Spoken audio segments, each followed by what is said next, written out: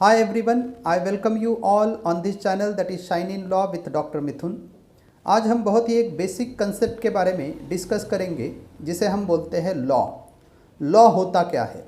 From the jurisprudential point of view, law को जब हम डिफाइन करते हैं तो इसे हम अंडरस्टैंड करते हैं एक प्रिस्क्राइब रूल के तौर पे, और ये रूल जो है सोसाइटी में जो ह्यूमन कंडक्ट हमें दिखाई देता है उसको रेगुलेट करता है, उसे हम लॉ बोलते हैं। और ये रूल बनाता कौन है? तो ये रूल सोसाइटी खुद बनाती है या कोई ऐसी अथॉरिटी जो सॉवरिन अथॉरिटी है, सॉवरिन पावर है, जो उस रूल को बनाने के लिए ऑथराइज है, वो वहाँ पे उस रूल को प्रिस्क्राइब करती है।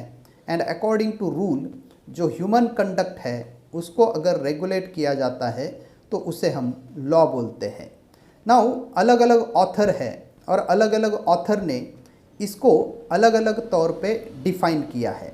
जैसे ऑस्टिन बोलते हैं law is nothing but the command of sovereign. Roscoe pound है, रॉस्को पाउंड बोलते हैं कि law is nothing but the very tool for the social engineering. So according to Roscoe Pound, law is nothing but the interest which must be recognized, enforced and protected by the state. That is the definition of law given by Roscoe Pound. Now law जो होता है वो originate कहाँ से होता है, इसके sources क्या है?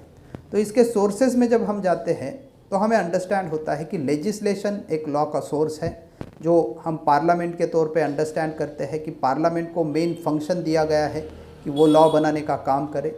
वैसे ही जुडिशियल प्रेसिडेंट होते हैं, जो पहले के डिसीजन जो कोर्ट ने दिए हैं, सुप्रीम कोर्ट ने दिए हैं, वो सिमिलर इशू में, सिमिलर नेचर के केसेस में इन फ्यूचर सारे कोर्ट्स को वो डिसीजन फॉलो करने पड़ते हैं और उसे भी हम लॉ कंसिडर करते हैं। लॉ डेवलप होता है from the custom also. So custom is also consider as one of the source of the law, जिससे लॉ तैयार होता है।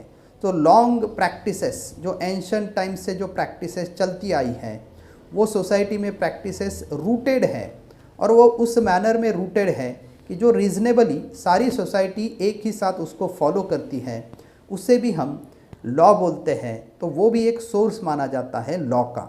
नाउ इसके साथ ही हम अंडरस्टैंड करते हैं कि लॉ को हम अलग अलग मैनर में कैटेगराइज कर सकते हैं। जैसे सिविल लॉ है, जो सिविल नेचर के जो डिस्प्यूट हैं उसको डिफ़ाइन करने के लिए, डिटरमाइन करने के लिए हम जो एप्लीकेशन करते हैं उसको सिविल लॉ बोलते हैं। देन क्रिमिनल लॉ है, जहाँ पे भी ऑफेंस होता है, क्रिमिनल एक्टिविटीज़ होती है, उसको जो अप्लाई किया जाता है उसे हम क्रिमिनल लॉ बोलते हैं।